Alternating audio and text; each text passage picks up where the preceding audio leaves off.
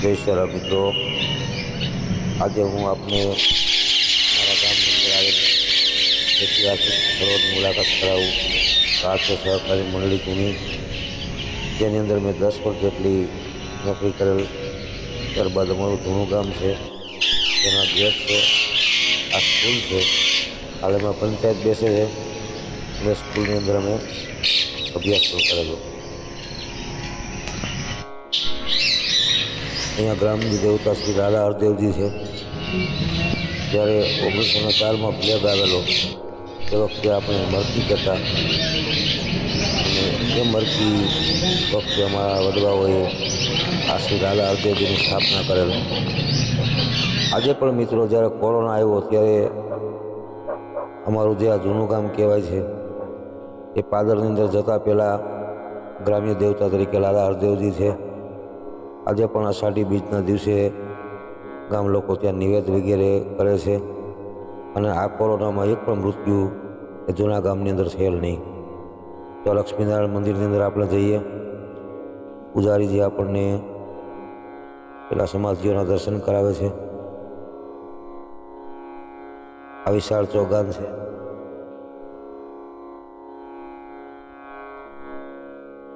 મહંત શ્રી નરસિંહદાસજી અહીંયા સેવા પૂજા કરે છે।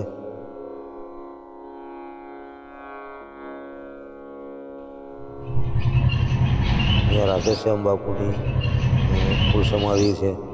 આમ તેનું નામ વાસુદેવ દાસ હતું। ત્યારબાદ મસ્તરામ બાપુ જે અહીંયા મહાન પધરેલા, અને એની સાથે હું ખૂબ બેઠેલો। તેમજ છેલ્લા મહંત જે રામદાસજી બાપુ, હમણાં જ એમનો જે વિલય થયો, એમની મૂર્તિ રાખવામાં આવી છે।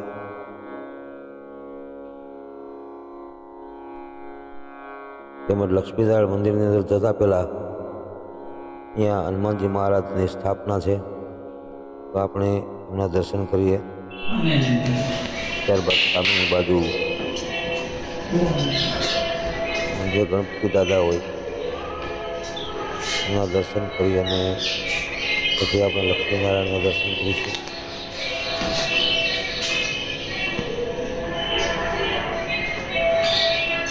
ઊંધિયા સમય થવા આવ્યો છે અને બાપુએ લાઈટ પેટાવી છે, તો ગણપતિ દાદા છે એના દર્શન કરી અને લગભગ બહુ ઓછી જગ્યાએ હોય છે લક્ષ્મીનારાયણનું મંદિર। લક્ષ્મીનારાયણ અને સાથે ગરુડજી તેમજ રાધા કૃષ્ણ, હનુમાનજી અને ગણપતિની બહુ પુરાતન મૂર્તિઓ છે। તેમજ રાજાશાહીમાં આ મંદિર બનાવવામાં આવેલું। બાજુમાં ભગવાન શિવ અને મા ભવાનીનું પણ મંદિર છે। જય સિયારામ। મારું નામ ભાવસિંહભાઈ મોહનભાઈ ચૌહાણ, આપણે કારડિયા રાજપૂત તરીકે ઓળખાય છીએ, અને મારી બાજુમાં બેઠા છે તે અમરસિંહભાઈ કારડિયા રાજપૂત, એટલે કે અમારે અટક ચૌહાણ છે, એ પણ મારા ભત્રીજા છે। આ ગામની અંદર લક્ષ્મીનારાયણ ભગવાનનો વાસ છે, અને અહીંયા શાંતિ વાતાવરણ વાળું આજ હું 50 વર્ષથી જોતો આવું છું કે શાંત વાળું વાતાવરણથી અમે અહીંયા દરેક ગામના ભાઈઓ અહીંયા બેસીએ છીએ, ભગવાનનું ભજન કરીએ છીએ। અને આ ગામની અંદર શરૂઆતમાં નરસિંહદાસ બાપુ હતા, ત્યાર પછી મસ્તરામ બાપુ પણ દેવ થઈ ગયા, એના પછીથી રામસ્વરૂપદાસ બાપુ પણ આવી ગયેલા છે અહીંયા, અને એના પછી રામદાસ બાપુ એ પણ દેવ થઈ ગયેલા છે। અને એમના શિષ્ય જ્યારે એમ કહેવાય કે નરસિંહદાસ બાપુ અત્યારે આપણી પાસે હાજરમાં જ ઊભા છે। તો આ ગામનું વાતાવરણ બહુ સારું છે, સરળતાવાળું છે, અને અહીંયા અમને શાંતિ મળે છે એવી ક્યાંય પણ મળતી નથી શાંતિ। તો આ બધાને એવી વિનંતી કે અહીંયા મંદિરે આવો, બેસો, ભગવાનનું ભજન કરો, એ સિવાય કોઈ જીવનની અંદર કોઈ આપણું કંઈ કોઈ ઉપાય જ નથી આપણી અંદર। બાકી જે કાંઈ ભજન કરવું છે એ આપણને મને તમને જીવનની અંદર ખૂબ જ કામ આવશે। એટલે માણસ કહે છે કે લક્ષ્મી ભેગી ન થાય તો કાંઈ નહીં, પણ ભજન ભેગું કરવું એ આપણું એક માનવતાની દ્રષ્ટિએ એ હું તો એ જ માનવાવાળો છું। હું કોઈ બંગલા કે મોટર કે કોઈ ધન્યને તો કોઈ રૂપિયા કરોડપતિને હું માનવાવાળો નથી। હું તો માત્ર ને માત્ર ખાલી ભજનનો જ ભૂખ્યો છું। ભજન કરવું એ જ આપણું ફરજ છે। માનવ અવતાર ધરીને આપણે આવ્યા હોય ભગવાન પાસે, તો કાંઈક કરીને જવું હોય એ આપણો માનવ ધર્મ છે। જય સિયારામ, જય સિયારામ। જય સિયારામ। जय लक्ष्मी नारायण मंदिर की जय।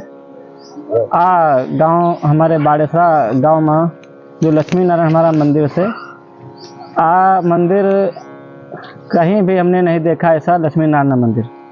जो यहाँ पे जो है हमने मूर्ति देखी, बरुड़ महाराज, गरुड़ जी, लक्ष्मी नारायण, हमारे तीनों लोग एक ही मूर्ति में हैं। और इतनी कृपा है आप प्रभु की, हमारे गांव पे इतना कोरोना आया, कुछ भी हमारे गांव में एक भी मनुष्य कोई कोरोना में नहीं गुजरा। जो भी समस्या है प्रभु की वजह से सब चल रही। और हमारा बाड़ेसरा गांव जो है बहुत दया भावी है और सभी लोग बहुत सहयोग भी करे। बोलते हैं कोई भी साधु, कोई भी बाहर का अतिथि आए वो भूखा ना जाए, बिना दक्षिणा के ना जाए। ये हमारा लक्ष्मी नारायण मंदिर मोटा चौरा बोला जाता है जूना गांव में। एक राम जी मंदिर भी है जूना गांव में, उसके पुजारी पहले प्रकाश भाई देव मुरारी थे और उनको समय के अभाव के कारण इस समय भरत भाई मंत्री देव मुरारी इस समय पूजा कर रहे हैं। वो भी बहुत अच्छी सेवा भावी कर रहे हैं और हमसे जो हो रहा वो हम कर रहे। और हमसे पहले हमारे दादा गुरु थे रामदास बापू, तो उन्होंने हमें बुलाया, उनके द्वारा यहाँ पे आए। इसके बाद पूरे बाड़ेसरा का हमारे ऊपर बहुत बड़ी प्रीति हुई, तो उन्होंने कहा यही बापू को हमें बराबर इन्हीं को रखना है। तो तब ये जब तक हो रहा, सभी की अनुकंपा है, ठाकुर जी की अनुकंपा, सेवा भाव कर रहे हैं। और यही हमारे लक्ष्मी नारायण से विनती है कि हमारा गांव जो आसपास के लोग हैं सभी अच्छे और बरकरार सभी को रखो, सभी संतुष्ट रहें, क्योंकि सभी सेवा भावी हैं। इसलिए जो है यही विनती, और हमारे पास कुछ है नहीं और क्या बोले। और जैसे कहा भी गया है कि पंछी पानी पीने से घटे न सरिता नीर, धर्म किए धन न घटे जो सहाय रघुवीर। और भी है कि संत बिटप सरिता गिर धरनी, परहित हेतु सबन कह करनी। तो जो वृक्ष हैं, नदी है, पर्वत है, साधु है, ये सभी का धर्म दूसरे को परोपकार करना। इसलिए अपना कर्तव्य है कि अपने बाड़ेसरा से कोई भी साधु गुजर रहा हो, सभी से बोलते कोई भी हो यहाँ से भूखा ना जाए, हमारे मंदिर पे भेजो। और हमें बाड़ेसरा के लोग सभी दे भी रहे हैं, तो हम जो है कर रहे हैं। हमारे पास क्या है वही लोग दे रहे हैं, हम दे कर रहे हैं। और नारायण जी की कृपा ऐसे बनी रहे हमारे बाड़ेसरा पे, खूब उन्नत हो, खूब आगे बढ़े। सभी लोग बहुत सेवा भावी भी हैं। और हमारे बाड़ेसरा गांव में भड़वार भी हैं, दरबार भी हैं, आयर भी हैं, चौहान भी हैं, लेकिन सभी में इतना भाईचारा है, वास लोग भी रहते हैं। ये नहीं कोई को खबर है कि कौन सी अटक है, सभी में प्रेम भाईचारा। ये सब हमारे लक्ष्मी नारायण की कृपा, पूर्वजों की। और बस यही हमारी विनती, सभी पे लक्ष्मी नारायण अच्छा जो है दृश्य बनाए रखें। जय सिया राम, जय लक्ष्मी नारायण भगवान की जय। અંતમાં શ્રી સીતારામ બાપુના ભદ્રોત્સવ વખતની તેમજ એમની જે સમાધિ વખતની તસવીરો બાપુ દ્વારા રજૂ કરવામાં આવેલી, જે હું તમારી સમક્ષ મૂકું છું।